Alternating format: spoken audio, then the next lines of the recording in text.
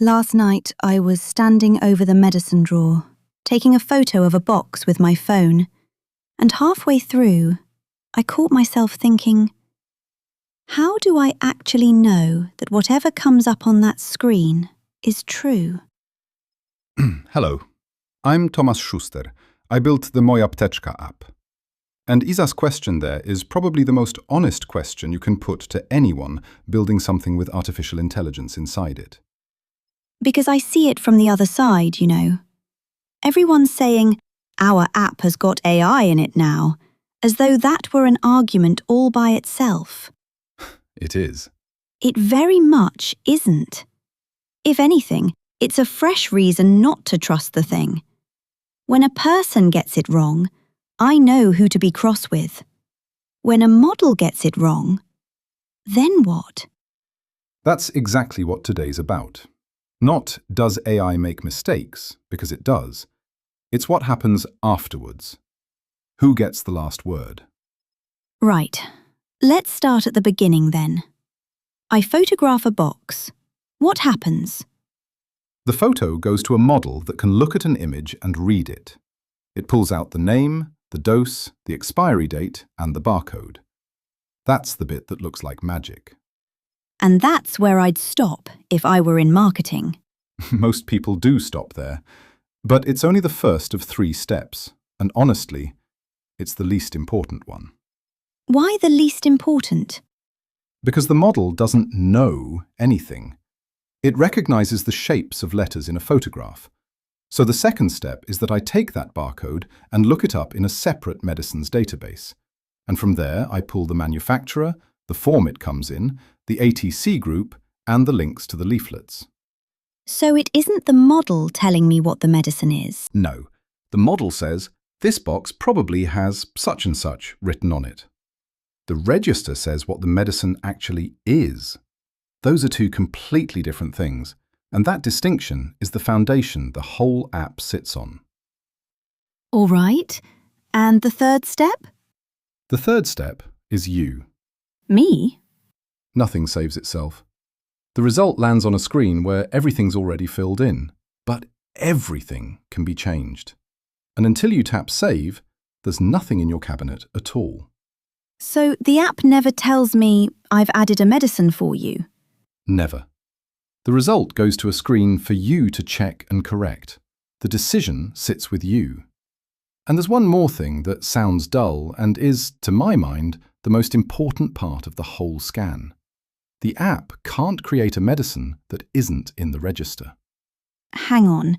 So if the model invents something... There's nowhere to put it. Without a match in the register, the app won't add it as a medicine. Right. That does sound honest, to be fair. By the way, everything we're discussing here are actual features in the mojApteczka app. Not a pitch, just context. Now the question that genuinely nags at me, because all of that is engineering. I'm asking about responsibility, legally. If the app shows me something that's wrong, then what? That's the question I had to answer before I wrote a single line. And the answer is in the app itself, in plain text. Meaning? When you open the drug interaction screen, there's a sentence at the bottom. The mojApteczka app is not a medical device within the meaning of the European Medical Devices Regulation, MDR 2017-745. And is that good news or bad news? It's a choice, a deliberate one. In practice, it works like this. If a product claims it diagnoses or treats, it falls into an entirely different regulatory regime: certification, a notified body, oversight. And it makes no odds whether it's a piece of hardware or an app. So, in plain terms, you could have gone down the road of the app will tell you whether this medicine is right for you. I could have tried, and I didn't. Because then I'd be promising something I can't honestly guarantee for every medicine, every person, every condition. The verdict belongs to the GP and the pharmacist. I can be your memory. I can't be your oracle. You know what's odd about that? It sounds like admitting a weakness. It does. And it's the opposite. It's terribly easy to fall into the other trap, showing confidence you haven't actually got, because it looks better. I'd rather show you the boundary and then stand behind it. All right, but if you're not the oracle, how am I meant to know what to trust in what you're showing me? Because I tell you where I got it. Next to the safety information for a medicine, the source is spelled out. The summary of product characteristics from the medicines regulator. LACT Med from the American National Institutes of Health. Open FDA and the European Medicines Agency. 4 sources. Named. Named. And for interactions, there's a specific scientific database credited with its year of publication. Because our algorithm detected is a sentence that means nothing at all. This came from here. Go and check it yourself. That means something. Hold on, though. There's something I don't follow. You show possible interactions between medicines. That already sounds like something a pharmacist does. And that's a very fine line. So let me say precisely what happens. I take the medicines in your cabinet. I make every possible pair out of them, and I check each pair against a scientific database. How big a database? More than 300,000 documented interactions. And since a pair has to be recorded in both directions, that comes to over 1.3 million entries. And all of that sits on the phone? No, that sits on the server side and gets queried. But the more important bit is what isn't in there. You aren't in there. What do you mean, I'm not in there? That database describes a possible interaction between substance A and substance B, and how severe it might be. It doesn't know your age, what you're being treated for, what's already been taken off your list, or whether your GP decided quite deliberately that in your case, the combination is fine. So the app could frighten me over nothing? It could, which is why it's sorted by severity, labelled with where it came from, and signed off with a line saying, "This isn't medical advice." It's meant to be a list of questions for your pharmacist, not a verdict. Right. So I go into the chemist's and say, "The app flagged these 2. Would you have a look?" That's precisely the scenario I built it for. Not, the app said I can't. Just, the app drew my attention to something. I'd like the opinion of someone who actually knows. And when the data's thin? Because we don't know the same amount about every medicine. Good question, and I've got an uncomfortable answer. For roughly 61% of products, the confidence in the data is low. 61%? That's more than half. More than half. It comes from the fact that the product characteristics are written very cautiously. Quite rightly too. But for me, it's a design problem. What do you do with information you aren't sure of yourself? And what do you do? I mute it.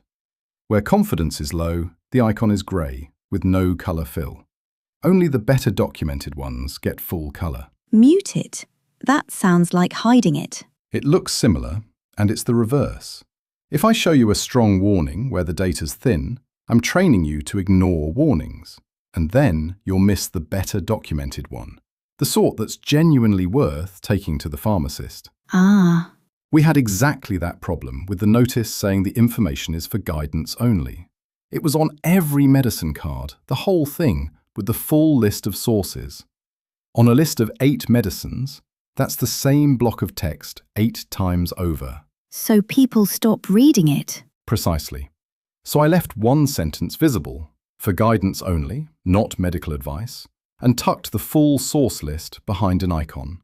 It's always there, one tap away, but it isn't drowning itself out. That's interesting, because that isn't a legal decision. That's a decision about making the thing actually work. And that's the whole difference. You can tick the compliance box. You can paste in 300 pages of terms and be technically in the right. I'm after something else. That the person standing over the drawer at 10 at night knows what this app does not know. And I'll tell you one more thing most app makers wouldn't say out loud. Those safety markings are switched off by default. You have to turn them on in settings yourself. Hang on, why? That sounds like something that ought to be on from the start. Because it's information that means something when somebody reaches for it deliberately. If I push it at everyone, on every medicine card, we're back where we started. Noise nobody reads. I'd rather a person decided once that they want it. So, fewer warnings, but ones somebody actually reads. That's the trade. And honestly, I don't know whether that's the final answer, but I know why it's that way for now. Tell me one more thing. Because scanning a prescription is a different matter entirely. There's data on there I wouldn't hand to anybody. Which is why that feature works differently from scanning a box. The whole reading of the prescription happens on your phone. The photo of the prescription doesn't go anywhere. Anywhere meaning where exactly? Anywhere. Not to my server, not to any model in the cloud. It stays on the device. Only the medicine name goes to the lookup, exactly as if you'd typed it into the search yourself. So the numbers, the patient details, all of that stays with you. And again, nothing adds itself. You confirm each item from the prescription separately. Do you know what?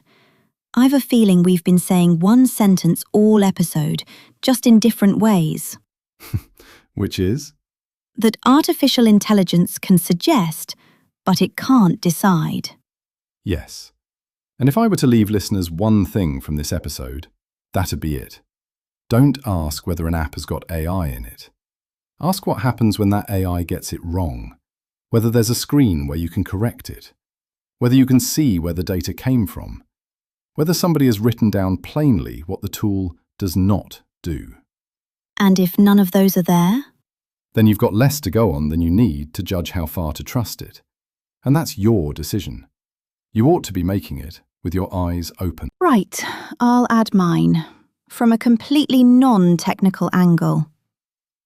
Leon is 9, and he already understands that something appearing on a screen doesn't make it true. Basha is 5, and she doesn't understand that yet. And honestly, half the grown-ups don't either. Which is why that sentence has to be in the app, not in the terms and conditions. And it's why, when I'm unsure about a medicine, I still take the box down to the chemist's. And so you should. The app's job is to make sure you know what you've got at home and what to ask about. The answer belongs to the pharmacist. If you'd like to give it a go, you'll find the link in the episode description. The app is free, and your medicine cabinet is there offline too. And if you enjoyed this episode, share it with someone whose medicine cabinet at home is, well, chaos.